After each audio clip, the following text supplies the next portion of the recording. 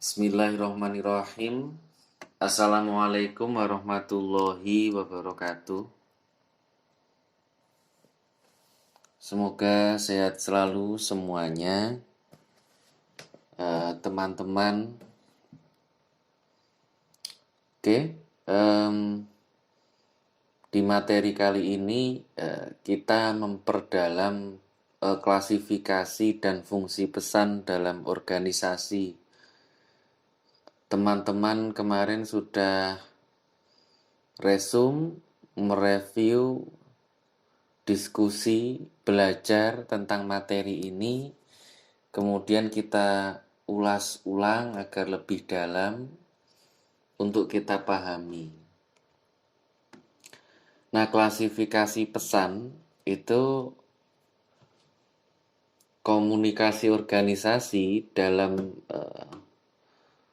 variabel jaringan pesan itu ada jaringan komunikasi formal dan juga komunikasi informal, di mana komunikasi formal yang menjadi tanda mudahnya adalah resmi dengan bahasa formal.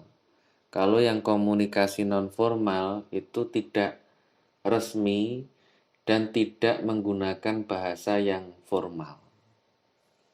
Saya ulangi, jaringan komunikasi formal itu yang resmi menggunakan bahasa formal, sedangkan yang komunikasi informal tidak resmi dan tidak menggunakan bahasa yang formal. Meskipun kadang kita sadari terjadi mix di dalamnya terkait variabel jaringan pesan. Contohnya saat kita meeting, membicarakan pekerjaan, maka itu merupakan jaringan komunikasi formal. Direktur dengan bawahan di jam kerja, itu merupakan jaringan komunikasi formal. Sedangkan saat di luar tempat kerja, di luar organisasi, itu yang muncul keakraban dengan bahasa yang non-formal. Itulah komunikasi informal dalam variabel jaringan pesan. Nah, kalau dilihat konteksnya dari variabel hubungannya,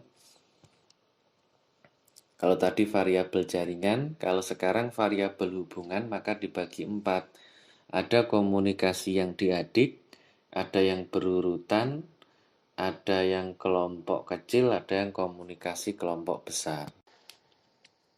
Komunikasi diadik itu komunikasi yang terjadi antara komunikator dengan komunikan, atau terus-menerus karena menerima respon dan juga memberikan respon.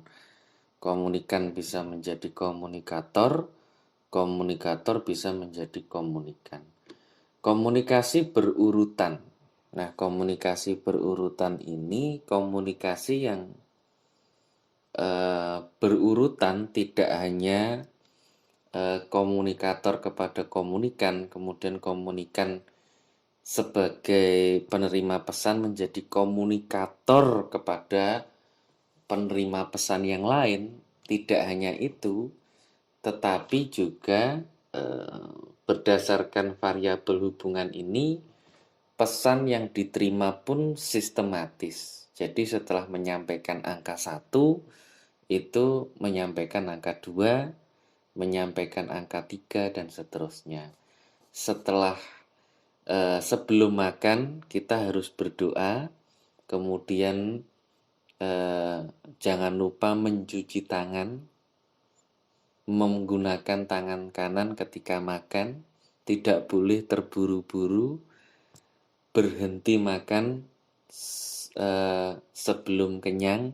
Nah, hal-hal ini merupakan komunikasi berurutan secara pesan, tetapi secara subjek, maka komunikator menyampaikan pesan kepada komunikan, komunikan menjadi komunikator, menyampaikan pesan kepada komunikan yang lain. Nah, ini semoga dipahami. Kemudian komunikasi kelompok dan juga komunikasi kelompok kecil dan juga komunikasi kelompok besar. Komunikasi kelompok kecil itu terbatas, jumlahnya bisa diketahui. Sedangkan komunikasi kelompok besar biasanya tidak terbatas dan jumlahnya belum diketahui. Hal yang menjadi ciri yang lain komunikasi kelompok kecil dan besar, biasanya komunikasi kelompok kecil tahu tujuan dari bertemunya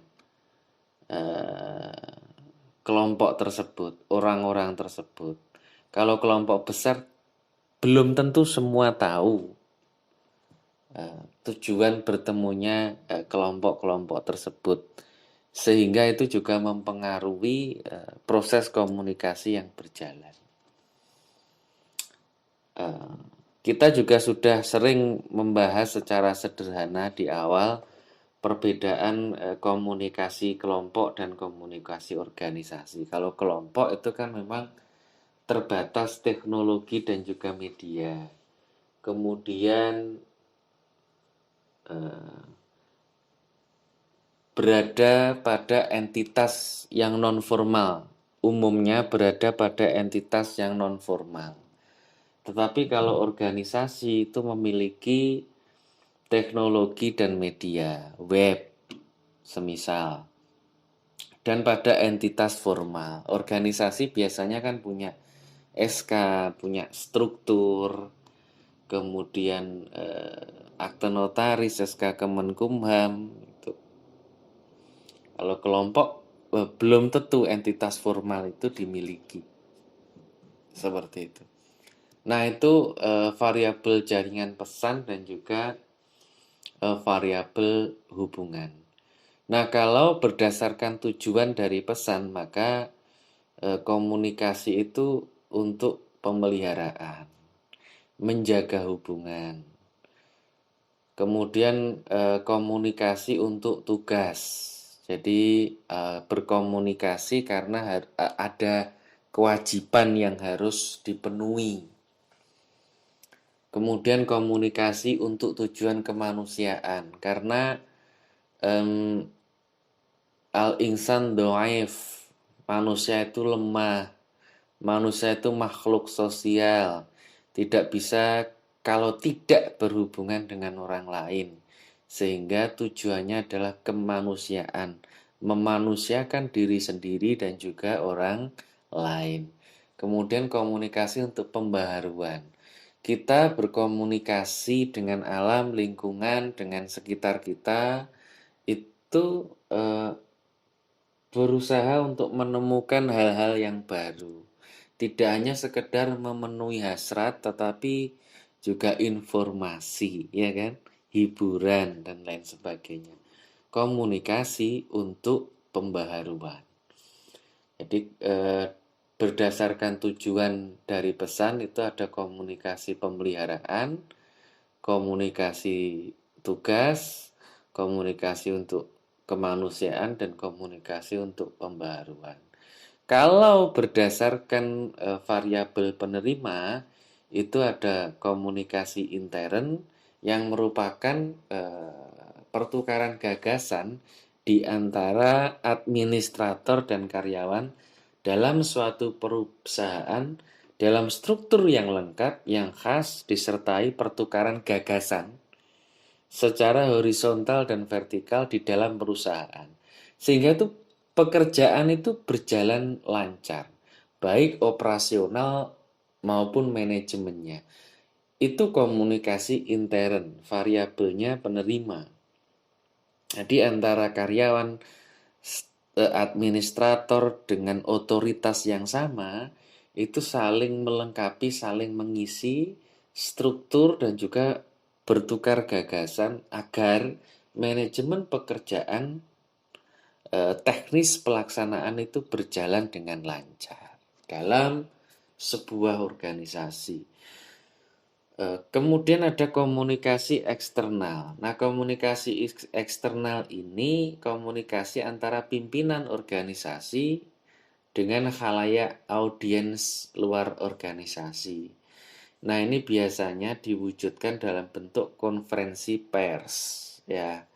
Di beberapa klub olahraga biasanya sebelum bertanding dan sudah bertanding itu ada konvensi pers, termasuk untuk acara-acara hajat nasional besar. Itu ada konferensi pers. Nah, eh, ini penting untuk membangun komunikasi antara khalayak dengan organisasi ataupun organisasi dengan khalayak. Kemudian kita lanjutkan berdasarkan variabel bahasa. Ini dengan variabel bahasa dibagi menjadi dua, komunikasi verbal dan komunikasi non-verbal. Komunikasi verbal itu komunikasi yang menggunakan simbol atau kata-kata, baik yang dinyatakan secara oral, lisan ataupun tulisan. Bisa dengan bil kutub, ya kan? Dengan tulisan, bil kolam, ya kan? Dengan pena, bil lisan ataupun dengan lisan. Nah, ada komunikasi yang nonverbal, yaitu penciptaan dan pertukaran pesan dengan tidak menggunakan kata-kata, seperti menggunakan gerak tubuh, tatapan mata, dan lain-lain. Nah, pertanyaan pertama adalah, menurut teman-teman, ya, menurut teman-teman, penerimaan makna yang kuat itu komunikasi verbal atau nonverbal? Penerimaan makna, penerimaan pesan, sehingga teman-teman merespon dengan baik dan efektif itu pesan dengan verbal atau nonverbal. Atau keduanya itu punya prosentase yang sama. Silahkan teman-teman menjelaskan itu. Terkait komunikasi verbal dan nonverbal tadi. Nah, pertanyaan yang kedua adalah yang tertinggal, berikan contoh komunikasi formal dan komunikasi informal dalam organisasi. Selain yang saya contohkan seperti meeting, kemudian di luar organisasi, pada saat makan, dan di luar itulah kalian mencontohkan hal-hal yang lain. Nah, kemudian kita kembali lagi ya. Saya sedikit memberikan bocoran kecil ya, dari pertanyaan-pertanyaan tadi. Nah, ini menurut Ray Elbrit Wistel itu 65% itu komunikasi tatap muka itu dominan nonverbal menurut Ray Elbrit Wistel ya. Jadi saat kita komunikasi itu 65% itu malah nonverbal. Kenapa? Karena kan ada banyak, ada ekspresi wajah ya kan, ada gestur, gerakan alis, mata ya kan, kadang postur juga, tatapan mata, sentuhan. Nah, hal-hal itu menurut Ray 65% itu gerakan nonverbal. Dan kemudian diperkuat oleh Abel Mehrabian itu 93% makna sosial dari komunikasi tatap muka itu didapatkan dari isyarat-isyarat nonverbal. Jadi makna sosial itu kuat dan didapatkan itu dari 93% itu dari isyarat-isyarat nonverbal. Nah, saya contohkan. Udah, pergi saja. Aku ingin sendiri. Pesan kuat dari makna tersebut, makna sosial yang kamu dapatkan dari komunikasi tersebut apa? Ada cewek bilang, ya, udah pergi saja, aku pengen sendiri. Artinya dia kecewa sama kamu. Sebagai laki-laki, sebagai perempuan, dia kecewa sama kamu. Mungkin kamu kurang peka atau bagaimana itu ya. Kemudian ada mungkin kakek kita, mbah kita, kakek duduk pelan-pelan di kursi, kemudian kita tanya, kakek baik-baik saja kan? Kemudian kakek itu menjawab dengan dingin dan pelan, aku baik-baik saja nak, padahal duduknya pelan. Padahal sedang merasakan sakit, ya kan? Itu namanya apa? Paralinguistik.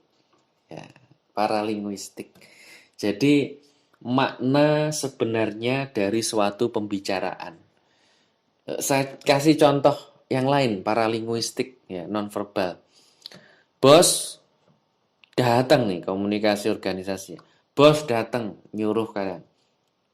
Hari ini harus selesai, malam ini selesai. Kamu kerjakan ini. Kamu dikasih setumpuk kertas, kamu jawab iya, tetapi dengan muka yang cemberut. Ya bos, tapi dengan muka yang cemberut. Itu paralinguistik. Artinya, makna sebenarnya dari suatu pembicaraan itu sebenarnya bukan pesan verbalnya, tapi pesan nonverbalnya yang kuat.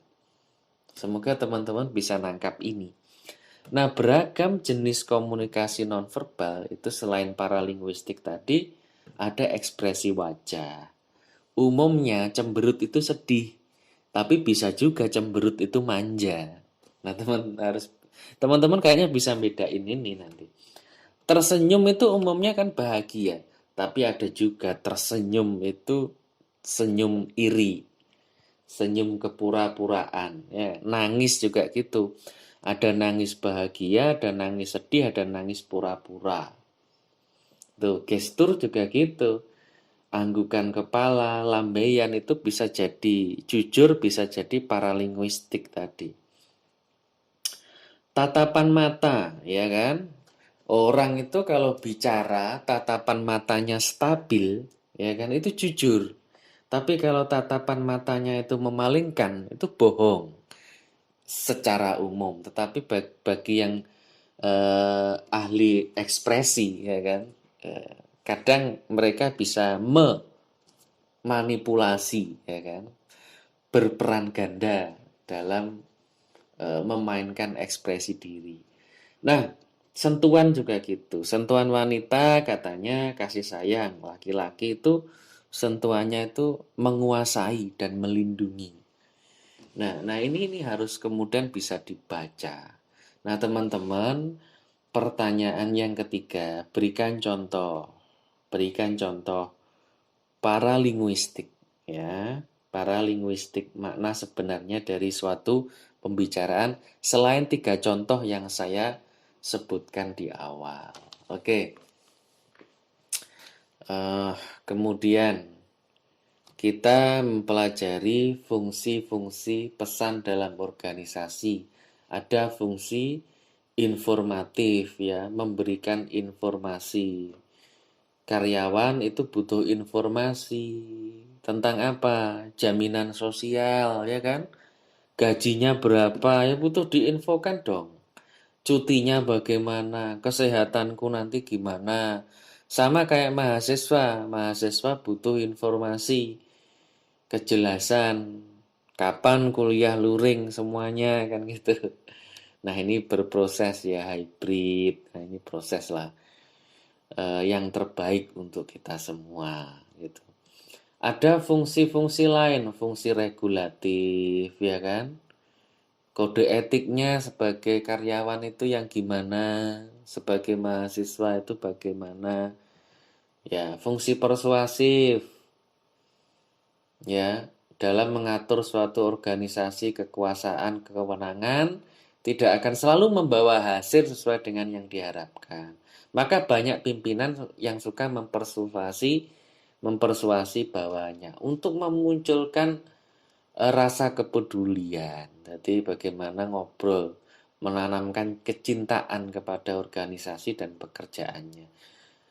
Ada fungsi lain yaitu fungsi integratif, yaitu karyawan menyediakan saluran karyawan agar bisa bekerja lebih baik, integratif. Saluran itu bisa komunikasi formal dan juga komunikasi informal melalui buletin, newsletter, laporan kemajuan organisasi. Kalau informal bisa dengan apa? Tadi pertandingan olahraga, kemudian memanfaatkan jam istirahat, wisata, ya kan? Ini nih saya kasih bocoran lagi nih jadinya ya. Oke, udah 20 menit, teman-teman juga harus mengerjakan banyak hal. Saya kira itu saja. Minggu depan kita luring. Jadi ada beberapa pertanyaan tadi, silahkan dijawab dengan baik sebagai UTS. Oke, Assalamualaikum warahmatullahi wabarakatuh.